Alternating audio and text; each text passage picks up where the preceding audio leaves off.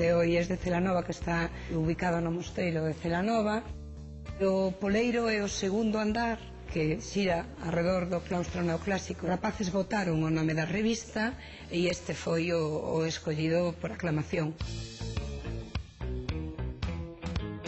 Pois a revista é o resultado dos esforzos que os rapaces que traballan nos distintos grupos do equipo de normalización lingüística pois van facendo ao longo do curso. Recolle tradicións, adiviñas, contos, lendas, que non se rompa o fío de transmisión xeracional. Creo que estamos conseguindo bastante. Pois eu e a miña compañeira estivemos investigando na nosa bisbarra. Decidín ir polo meu pobo a recoller cantigas preguntándolle a xente maior. Pois busco contos, refráns polos povos dos meus abuelos, da xente bella que anda polos povos, para que non queden no olvido e se vayan transmitindo.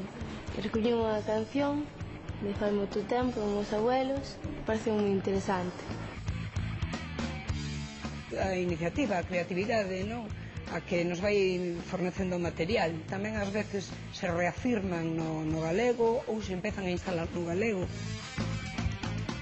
A revista do Poleiro está na página web do IES de Celanova. Como a xuventude de ahora sempre andamos por internet e todo, é un medio para poder vela. Ben falado. Un peixe de río moi sabedor e moi sabido. Troita. Cal é o animal que leva a casa ás costas? O caracol. Ves como sabes? Cando se produce un fracaso, consolámonos ou disculpamos dicindo que esas cousas pásanlle aos que fan algo, aos que se arriscan.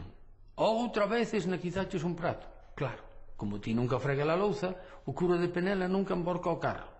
Sobreenténdese, non o emborca porque non anda con el. O dito é de Celanova e Penela é unha parroquia do concello extremeiro de Cartelle. Todos vostedes saben aquela cantiga que di: o cantar do arrieiro é un cantar moi baixiño, cántano en Ribadavia e resoa no Carballiño. Pero en Celanova non o cantan así. En Celanova canta: o cantar do arrieiro é un cantar que namora, cántano en Ribadavia, resoa en Celanova. A creatividade popular non lle ten límites. Abur.